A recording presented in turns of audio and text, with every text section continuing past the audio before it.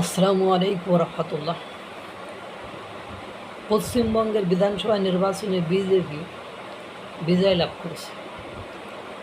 বিজয় লাভ করার পরে বা যখনই আভাস দেখা গিয়েছে যে এক্সিট পোল যখন হচ্ছিল, তখন যে সামারাইজটা এসেছিল, যে সারাংশ সারমর্মটা যে জিসটা এসেছিল, তাতে বোঝাই যাচ্ছিল যে বিজেপি এবার জয়লাভ করবে।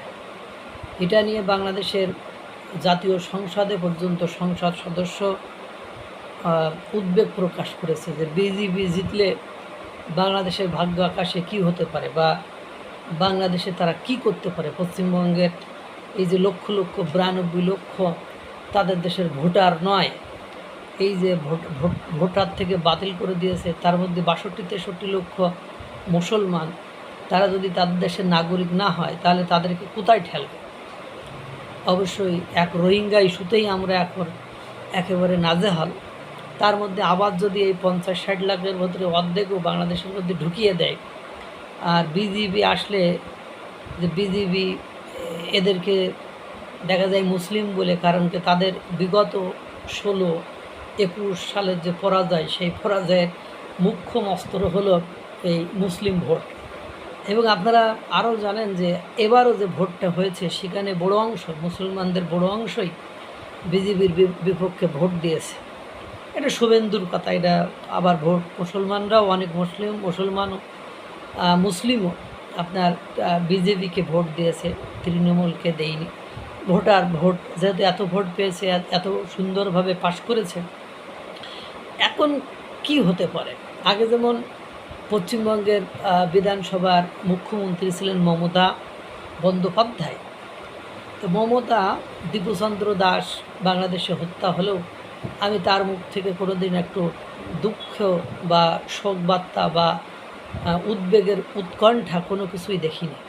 সে এটাকে আমার যা মনে হয় পজিটিভলি নিয়েছিল কিনা, বা সে ভয় পেয়েছিল যে আমি যদি এই বিষয়টা নিয়ে উৎকণ্ঠা বা শোক প্রকাশ করি, বা আমি কোনো বিবৃতি দিই, তাহলে আমার মুসলিম ভোট হাতছাড়া হয়ে যাবে, এইভাবে হয়তো বা তিনি দেননি। এখন কথা হলো, সেই সময় শুভেন্দু বলেছে, শুভেন্দু যখনই বাংলাদেশের কোনো হিন্দুদের ইস্যুজে কথাবার্তা উঠেছে বা ঝামেলা হয়েছে, শুভেন্দু সেই ক্ষেত্রেই অধিকারী, সেই ক্ষেত্রেই গুরুত্বপূর্ণ ভূমিকা রেখেছে। এখন ঘটনা হলো, এই পাশ করার পরে কিছু হবে কি না হবে সেটা আমি বলতে পারবো না, কিন্তু একটা জিনিস হবে, এটা নিশ্চিত হলো যে আগে যেমন ইচ্ছা করলেই ধর্ম অবমাননার নাম করে আপনার দীপুচন্দ্র দাসের মতো কাউকে কেলানি দেওয়া, পিটানো, বা কাউকে হত্যা করা, কাউকে পুড়িয়ে ফেলা, এই যে কর্মকাণ্ডগুলো বাংলাদেশের মানুষ এর একটা গোষ্ঠী, একটা গ্রুপ একটা করতো, উগ্রবাদীরা করতো, এইটা বন্ধ হবে। কারণ যখনই এই ধরনের কর্মকাণ্ড এই বাংলাদেশে করবে, তখন পশ্চিম বাংলায় বিজেপি তার ঝাল বেড়াই দেবে। কিছু হোক আর না হোক, অন্ততপক্ষে এটুকু হবে। অনেকে অনেক স্বপ্ন দেখছেন, কিন্তু ওই স্বপ্ন দেখাটা ঠিক হবে না। এবং যদি বেশি বাড়াবাড়ি করে, বাংলাদেশ আগে যেমন 7 সিস্টার্স দখল করে নেব, এ করবো তা করবো। ইতিমধ্যে আসামের মুখ্যমন্ত্রী হেমন্ত বিশ্ব শর্মা, তিনি কিন্তু একটা কথা বলেছেন যে আমি চাই না ভারতের সাথে বাংলাদেশের সম্পর্ক ভালো, কারণ ওই দেশের অবৈধ যারা এদেশে আছে তাদেরকে আমি ঘাড় ধাক্কা দিয়ে রাতের অন্ধকারে বর্ডার পুরো সীমান্ত পার করে দেবে।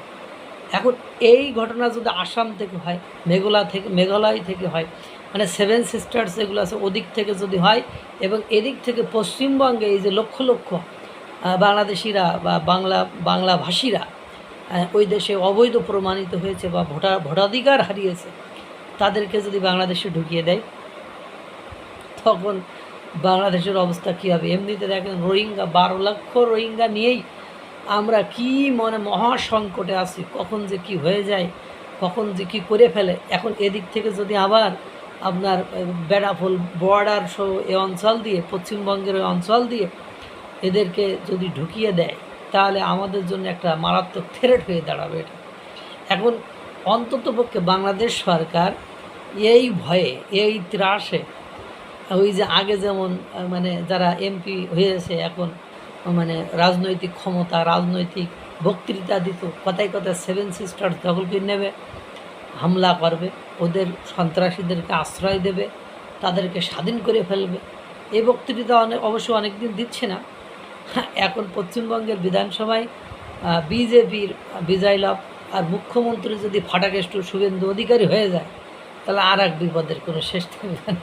তখন দেখবেন অনেক কিছু হয়ে গিয়েছে। এখন বাংলাদেশের রাজনৈতিক এবং বাংলাদেশের সাথে ভারতের সম্পর্কে পরিবর্তন হবে, এটা সুনিশ্চিত। আর পরিবর্তন না হলে যে কী বিপদ হবে সেটাও মানে অনেকটা আঁচ পাওয়া যাচ্ছে। তারপরেও দিন শেষে আল্লাহর কাছে দোয়া করি, আল্লাহ সব কিছু ভালো করুক, সুন্দর করুক, সবাইকে ভালো রাখুক, সুস্থ রাখুক। আসসালামু আলাইকুম ওয়া রাহমাতুল্লাহ।